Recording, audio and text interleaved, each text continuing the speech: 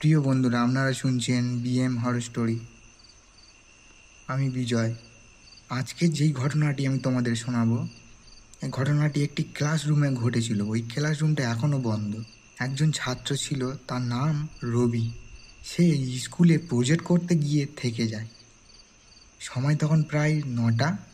হঠাৎ সে শোনে একটা ক্লাসরুম থেকে পড়াশোনার আওয়াজ আসছে, কিন্তু ওই রুম তো বহু বছর ধরে বন্ধ। সে দরজার ফাঁক দিয়ে দেখে ভিতরে একজন শিক্ষক আর একজন ছাত্র বসে আছে। কিন্তু অস্বাভাবিক ব্যাপার এইটা হলো যে সবার চোখ একদম সাদা। হঠাৎ সবাই একসাথে রবির দিকে তাকালো আর বলল, তুইও বস।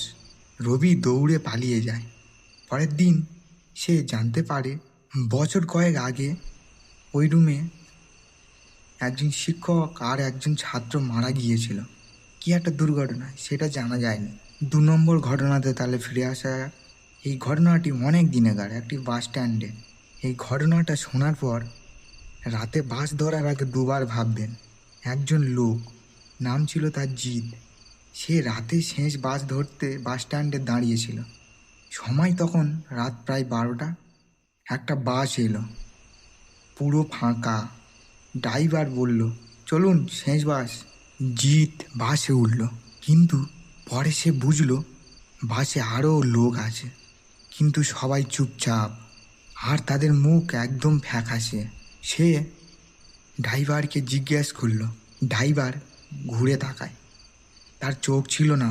জিৎ চলন্ত বাস থেকে লাফ দেয়। লাফ দিয়ে সে বেঁচে গেছিল। পরে সে জানতে পারে ওই বাসটা একটি বড়সড় দুর্ঘটনায় সবাই মারা গিয়েছিল।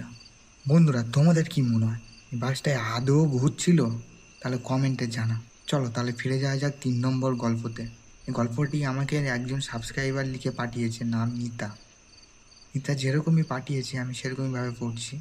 এই গল্পটা একটি আয়না নিয়ে, যেটা শুনলে হয়তো তোমরা আয়নার সামনে দাঁড়াতে ভয় পাবে। একজন মেয়ে ছিল, নাম তার মিতা। সে রাতে নিজের রুমে একা ছিল।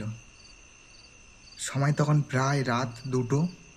সে আয়নার দিকে তাকিয়ে দেখে তার হুবহু পাশে একজন দাঁড়িয়ে আছে। হঠাৎ সেইটা হাসতে শুরু করলো, কিন্তু নিতা হাসেনি। তারপর হঠাৎ সেই জিনিসটা আয়নার ভিতর থেকে হাত বাড়িয়ে আর বলল, এবার আমি বাইরে আসব। চলো বন্ধুরা 4 নম্বর ঘটনাতে ফিরে যাওয়া যাক। এই ঘটনাটি একটি হাসপাতালে, যেখানে 13 নম্বর বেড আজও খালি রাখা হয়। একজন নার্স, নাম মায়া। মায়ার নাইট ডিউটি ছিল সেই দিন। সময় তখন প্রায় রাত 3টে। হঠাৎ সে দেখে 13 নম্বর বেডে কেউ শুয়ে আছে, কিন্তু ওই বেড তো খালি থাকার কথা। মায়া কাছে যেতেই রুগীটা চোখ খুলল। তার চোখ পুরো কালো। সে ধীরে ধীরে বলল, আমাকে তো কেউ ছাড়েনি। পরের দিন জানা গেল ওই বেডে এক রুগী মারা গিয়েছিল। তারপর থেকে সে মাঝে মাঝে ফিরে আসে।